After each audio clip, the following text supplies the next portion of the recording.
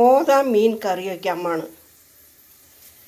അപ്പോൾ ഇത് കുറച്ച് നേരം ഞങ്ങൾ വിനാഗിരിയൊക്കെ ഉപ്പും ചേർത്ത് വെച്ചിട്ട് കുറച്ച് നേരം കഴിഞ്ഞ് കഴിയുമ്പോൾ അതെല്ലാനും 2-3 വട്ടം കഴുകി കളഞ്ഞതിന് ശേഷം എടുത്തുകൊണ്ട് വെച്ചിരിക്കുന്നതാണ് കേട്ടോ ഇത്.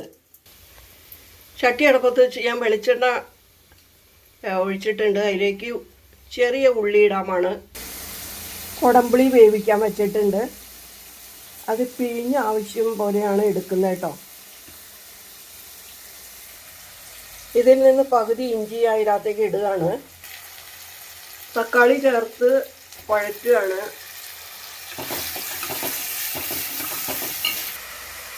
കുരുമുളക് ചതച്ച് വെച്ചേക്കുന്നത് അതിൽ പകുതി ഇടാണ്.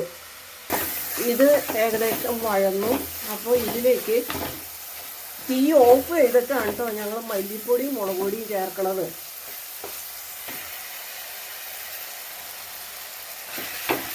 തീ ഓഫ് ചെയ്തിട്ടാണ്.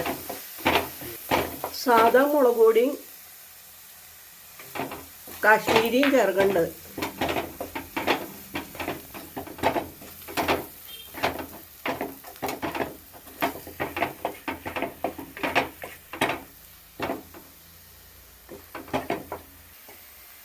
അതിനി കോരി മാറ്റി തണുത്തിട്ട് അരച്ചു കൊണ്ടുവരാം.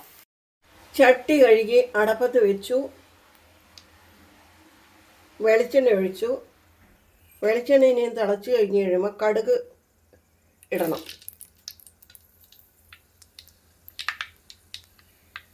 കടുക് പൊട്ടാറായി വെളിച്ചെണ്ണ കാഞ്ഞു വരുന്നു. കടുകിട്ടു.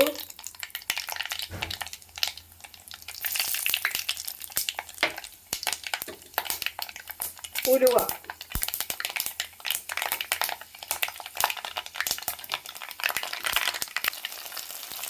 വെളുത്തുള്ളി ഇട്ടു. കുറച്ച് ഇഞ്ചി ഇട്ടു. ഇനി വറ്റൽമുളക് കീറിയത് ഇടണം. ഇനി വറ്റൽമുളക് ഇടുകയാണ്.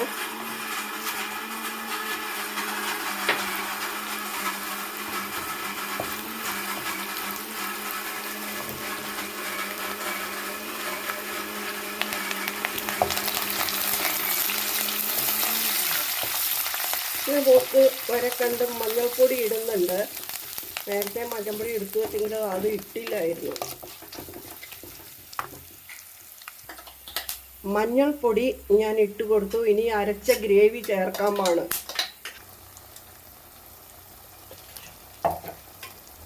അരച്ചു കൊണ്ട ഗ്രേവി ചേർത്തു. ഇനി നമുക്ക് ആ ജാറും അല്പം വെള്ളമൊഴിച്ച് ഇതിലേക്ക് ചേർക്കാം കേട്ടോ. എന്നിട്ട് ഇത് ഇളക്കി ഇളക്കി ഇളക്കി എണ്ണ തെളിയുന്നിടം വരെ ഇളക്കി വറ്റിക്കണം.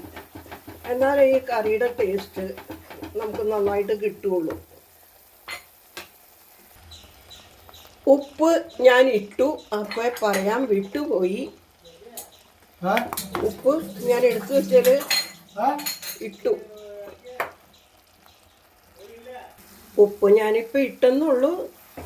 നേരത്തെ ഇട്ടുന്നുള്ളൂ. കല്ലുപ്പായതുകൊണ്ട് ഞാൻ നേരത്തെ ഇട്ടതുള്ളൂ. അപ്പോൾ ഇത് വെള്ളം ആയിട്ട് ആക്കിയിട്ടായാലും ഉപ്പിട്ടാൽ മതി. ഇത് ഇങ്ങനെ നമ്മൾ ചെയ്യുന്നത് കൊണ്ട് ഈ കറി എത്ര ദിവസം ഇരുന്നാലും കേട് വരില്ല. ഒന്നത്.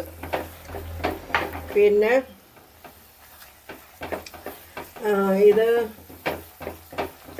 നല്ല ടേസ്റ്റുമാണ്. വിശേഷ അവസരങ്ങളിൽ മാത്രമാണ് ഞങ്ങൾ ഇങ്ങനെ ഉണ്ടാക്കുന്നത്. അല്ലെങ്കിൽ പെട്ടെന്ന് അങ്ങനെ അവിടെ ഉണ്ടാക്കും.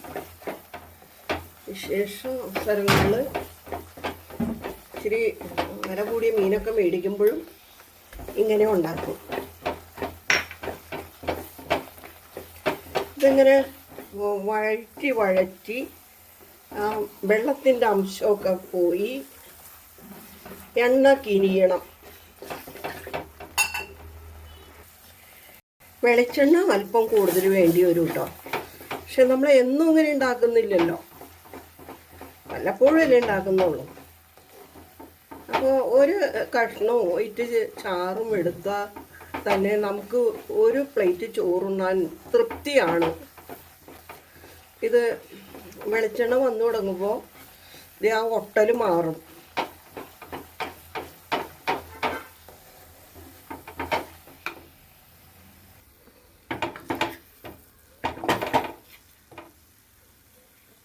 എണ്ണ കിനിഞ്ഞു തുടങ്ങി. നമ്മൾ ഒരു മീഡിയം തീയിലൊക്കെ ഇട്ടൊക്കെ ഇത് ചെയ്യണം കേട്ടോ. വേറെ നമ്മുടെ ഈ വെളിച്ചെണ്ണയിൽ തന്നെയായിട്ടുള്ള ഇതിൽ കാണിക്കുന്നത്. ഈ എണ്ണ കിനിയുന്നത് നമുക്ക് പുളിവെള്ളം ഇനി ഒഴിച്ച് കൊടുക്കാം. ഇനി പുളി വെള്ളം ഒഴിച്ചു കൊടുക്കാം. എണ്ണ കിനിഞ്ഞേക്കണ കണ്ടോ? ഇത്രയും വെള്ളം ഞാൻ ഒഴിച്ചിട്ടുണ്ട്. ഇത് തിള വരുമ്പോൾ നമുക്ക് മീൻ പീസ് ഇട്ട് കൊടുക്കാം. തിള വന്നു കഴിയുമ്പോൾ ചട്ടി ചുറ്റിച്ച് വെക്കുകയോ അല്ലെങ്കിൽ അനക്കാതെ ഇതിൻ്റെ അടിയിക്കടത് ഇങ്ങനെ ഇട്ട് ഇങ്ങനെ ഇളക്കി കൊടുക്കണം. കാരണം ഇത് തിക്ക് ഗ്രേവി ആണല്ലോ, തന്നെയുമല്ല മൺകലവും. അപ്പം അതുകൊണ്ട് പൊട്ടിപ്പിടിക്കാൻ സാധ്യത കൂടുതലാണ്. തിള വന്നു. ഇനി മീൻ പീസ് ഇട്ട് കൊടുക്കാം.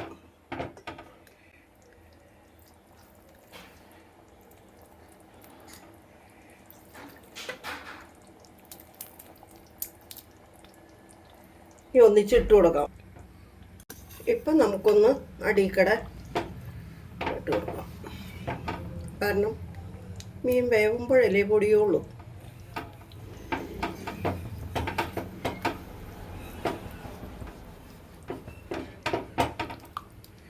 ഇത് വേവുമ്പോഴത്തേനും കുറച്ച് വെള്ളമോടിയും കക്കും. മീനിൽ നിന്നുള്ള വെള്ളവും ഇറങ്ങും. തിള വന്നിട്ടുണ്ട്. ഇനി മീഡിയം തീയിലിട്ടാൽ മതി. ചുറ്റിച്ച് വയ്ക്കാം.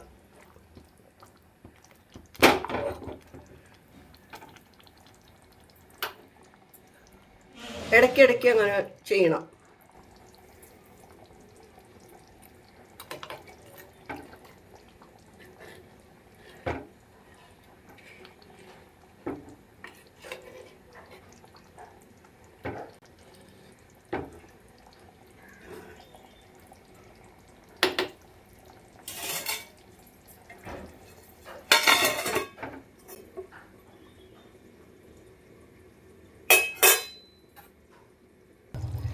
നമ്മുടെ കറി പാകമായി.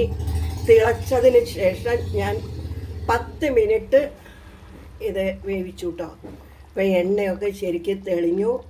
നല്ല കലക്കൻ കറിയാണ്. ചാറിത്തിരി എടുത്ത് ഞാൻ നോക്കി. നല്ല ടേസ്റ്റാണ്. ഞാൻ സ്പൂണ് കൊണ്ട് അടിക്കടെ ഒന്ന് അനക്കി കൊടുത്തു. കാരണം തിക്ക് ഗ്രേവി ആയതുകൊണ്ട് ഒട്ടിപ്പിടിക്കാൻ സാധ്യത കൂടുതലാണ്. ഇപ്പോൾ ഇനി തീ ഓഫ് ചെയ്യാം. ഇതുവരെ ഇത് കണ്ടുകൊണ്ടിരുന്ന എല്ലാവർക്കും നന്ദി. ഇനിയും ഒരു വീഡിയോയുമായി ഞങ്ങൾ നിങ്ങളുടെ മുമ്പിൽ വരുന്നതുവരേക്കും ബായ്.